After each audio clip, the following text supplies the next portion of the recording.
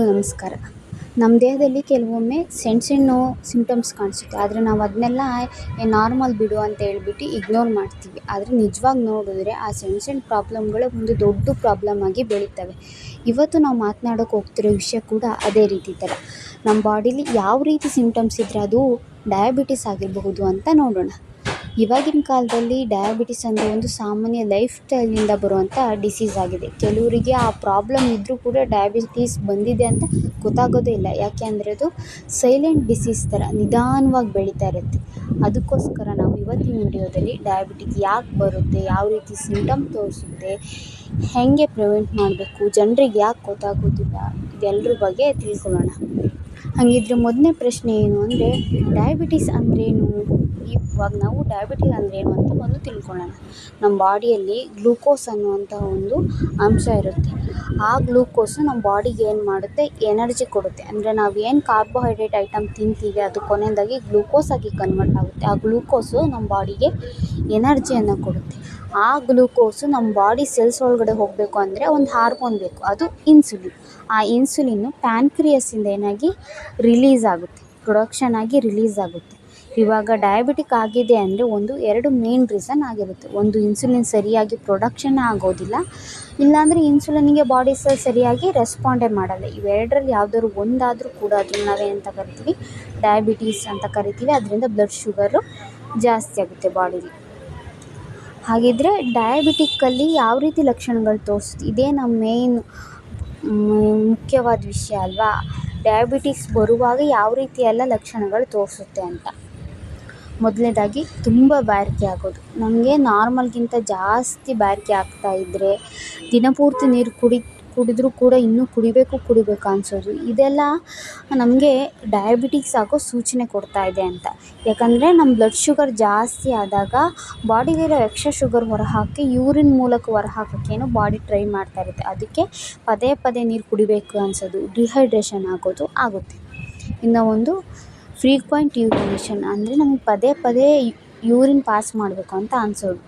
ಯಾಕಂದರೆ ಆ ರೀತಿ ನಾವು ಯೂರಿನ್ ಪಾಸ್ ಮಾಡೋಕ್ಕೆ ಹೊರಟಾಗ ಬ್ಲಡ್ ಶುಗರಲ್ಲಿ ಏನು ಕಿಡ್ನಿ ಯಾವಾಗಲೂ ಗ್ಲೂಕೋಸ್ನ ಜಾಸ್ತಿ ಫಿಲ್ಟರ್ ಮಾಡುತ್ತೆ. ಅದಕ್ಕೆ ಪದೇ ಪದೇ ನಮಗೆ ಯೂರಿನ್ ಪಾಸ್ ಮಾಡಬೇಕು ಅನಿಸುತ್ತೆ. ಇನ್ನು ಥರ್ಡ್ ಒನ್, ಜಾಸ್ತಿ ಊಟ ಮಾಡಿದ್ರೂ ಮತ್ತೆ ಹಸಿವಾಗೋದು. ಅದಕ್ಕೆ ಕಾರಣ ಏನಪ್ಪ ಅಂದರೆ ಸೆಲ್ಸ್ಗೆ ಎನರ್ಜಿಗಳು ಸರಿಯಾಗಿ ಹೋಗೋದಿಲ್ಲ. ಆವಾಗ ಬ್ಲಡ್ನಲ್ಲಿ ಶುಗರ್ ಇದ್ದರೂ ಕೂಡ ಸೆಲ್ಸ್ ಒಳಗಡೆ ಹೋಗೋಕ್ಕಾಗದಿರೋದ್ರಿಂದ ಬಾಡೀಲಿ ಏನಾಗುತ್ತೆ, ಎನರ್ಜಿ ಕಡಿಮೆ ಆಗುತ್ತೆ.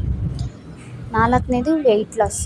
ಕೆಲವರಿಗೆ ಏನು ಊಟ ನಾರ್ಮಲಾಗಿ ಮಾಡಿದ್ರೂ ಕೂಡ ವೆಯ್ಟ್ ಲಾಸ್ ಆಗ್ತಾ ಇರುತ್ತೆ. ಯಾಕಂದರೆ ಬಾಡಿ ಎನರ್ಜಿಗೋಸ್ಕರ ಫ್ಯಾಟು ಮಸಲ್ಸ್ನೆಲ್ಲ ಬ್ರೇಕ್ ಮಾಡ್ತಾ ಇರುತ್ತೆ. ಅದಕ್ಕೋಸ್ಕರ ಸಡನ್ನಾಗಿ ವೆಯ್ಟ್ ಲಾಸ್ ಆಗೋದು, ನಾರ್ಮಲಾಗಿ ಊಟ ಮಾಡ್ತಾಯಿದ್ರು ಕೂಡ ವೆಯ್ಟ್ ಲಾಸ್ ಆಗೋದು, ಈ ರೀತಿ ಎಲ್ಲ ಆಗುತ್ತೆ. ಇನ್ನು ಫಿಫ್ತ್ ಒನ್ ಅಂತ ಬಂದರೆ ಯಾವಾಗಲೂ ಸುಸ್ತು, ಟಯರ್ಡ್ನೆಸ್ ಅನ್ನೋ ಥರ ಫೀಲ್ ಆಗೋದು. ಅಂದರೆ ಡಯಾಬಿಟಿಕಲ್ಲಿ ಅರ್ಲಿ ಸಿಂಪ್ಟಮ್ಸ್ ಇವೆಲ್ಲ. ಎನರ್ಜಿ ಪ್ರೊಡಕ್ಷನ್ ಸರಿಯಾಗಿ ಆಗಲಿಲ್ಲ ಅಂದರೆ ಬಾಡಿ ಯಾವಾಗಲೂ ಟಯರ್ಡ್ ಆಗುತ್ತೆ. ಅದಕ್ಕೋಸ್ಕರ ಈ ಸಿಂಪ್ಟಮ್ಸ್ಗಳನ್ನೆಲ್ಲ ಶೋ ಮಾಡುತ್ತೆ.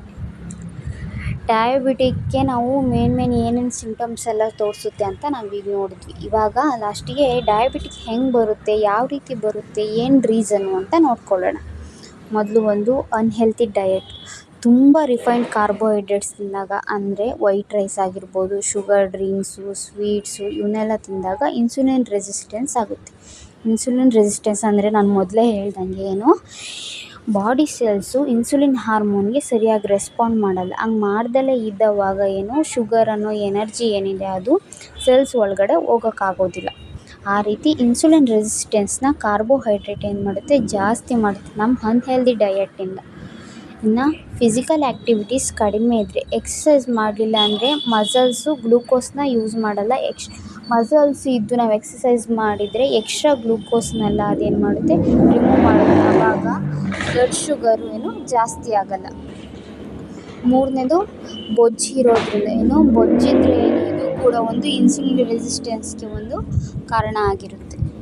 ಇನ್ನು ಜೆನೆಟಿಕ್ಕಿಂದ ಬಂದರೆ ಕೂಡ ಅವರಿಗೂ ಕೂಡ ಡಯಾಬಿಟಿಕ್ ರಿಸ್ಕ್ ಆಗೋ ಚಾನ್ಸಸ್ ಇರುತ್ತೆ.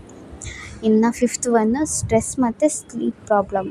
ಅಂದರೆ ಕ್ರೋನಿಕ್ ಸ್ಟ್ರೆಸ್ ಹಾರ್ಮೋನ್ ಅನ್ನೋ ಕಾರ್ಟಿಸೋಲ್ ಕೂಡ ಬ್ಲಡ್ ಶುಗರ್ನ ಜಾಸ್ತಿ ಮಾಡುತ್ತೆ. ಈ ಎಲ್ಲ ರೀಸನ್ಗಳಿಂದ ಏನಾಗುತ್ತೆ, ನಮ್ಮ ಚಿಕ್ಕ ಚಿಕ್ಕ ಹ್ಯಾಬಿಟಿಂದಲೇ ನಾವು ಡಯಾಬಿಟಿಕ್ ಅನ್ನೋದನ್ನು ತಂದ್ಕೊಳ್ತೀವಿ.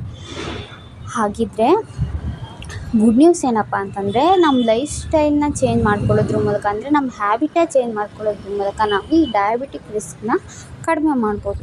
ಹೆಂಗಪ್ಪ ಅಂತ ಅಂದರೆ ಅನ್ಹೆಲ್ತಿ ಡಯಟ್ ಮಾಡ್ತಾಯಿರ್ತೀವಿ, ಅದನ್ನು ಸ್ಟಾಪ್ ಮಾಡಿ ಹೆಲ್ತಿ ಡಯಟ್ ಮಾಡೋದು ಅಂದರೆ ವೆಜಿಟೇಬಲ್ಸು, ತರಕಾರಿಗಳು, ಹಸಿರು ತರಕಾರಿಗಳು, ಗ್ರೇನ್ಸು, ಪ್ರೋಟೀನ್ ಫುಡ್ಡು, ಮೊಟ್ಟೆ, ಮೊಸರು, ಫೈಬರ್ ಜಾಸ್ತಿ ಇರುವಂಥ ಐಟಮ್ಗಳು ತಿನ್ನೋದು ಈ ರೀತಿ. ಮತ್ತು ಫಿಸಿಕಲ್ ಇನ್ಆ್ಯಕ್ಟಿವಿಟಿ ಕಡಿಮೆ ಇದ್ದರೆ ತಾನೇ ನಮಗೆ ಫಿಸಿಕಲ್ ಇನ್ಆ್ಯಕ್ಟಿವಿಟಿ ಇದ್ದರೆ ನಮ್ಗೆ ಏನಾಗುತ್ತೆ, ಬಾಡೀಲಿ ಬ್ಲಡ್ ಶುಗರ್ ಜಾಸ್ತಿ ಆಗ್ತದೆ. ಅದೇ ನಾವು ರೆಗ್ಯುಲರ್ ಎಕ್ಸಸೈಸ್ ಮಾಡೋದ್ರಿಂದ ಅಂದರೆ ವಾಕಿಂಗು ಆಯಿತು, ರನ್ನಿಂಗ್ ಆಯಿತು, ಏನಾದರೂ ಎಕ್ಸಸೈಸ್ ಮಾಡೋದ್ರಿಂದ ಏನಾಗುತ್ತೆ, ಮಸಲ್ಸು ಎಕ್ಸ್ಟ್ರಾ ಗ್ಲೂಕೋಸ್ನ ಏನು ಮಾಡುತ್ತೆ, ಯೂಸ್ ಮಾಡುತ್ತೆ. ಅದರಿಂದ ಕೂಡ ಬಾಡೀಲಿ ಬ್ಲಡ್ಡಲ್ಲಿ ಶುಗರ್ ಲೆವೆಲ್ ಅನ್ನೋದು ಕಡಿಮೆ ಆಗುತ್ತೆ. ಇನ್ನು 7 to 8 hours ನಾರ್ಮಲಾಗಿ ಸ್ಲೀಪ್ ಮಾಡೋದ್ರಿಂದ ನಮಗೆ ಈ ಡಯಾಬಿಟಿಕ್ ಕಂಟ್ರೋಲ್ ಜೊತೆಗೆ ಏನಾಗುತ್ತೆ ಅಂದರೆ ಹಾರ್ಮೋನ್ ಅನ್ನೋದು ಬ್ಯಾಲೆನ್ಸ್ ಆಗುತ್ತೆ.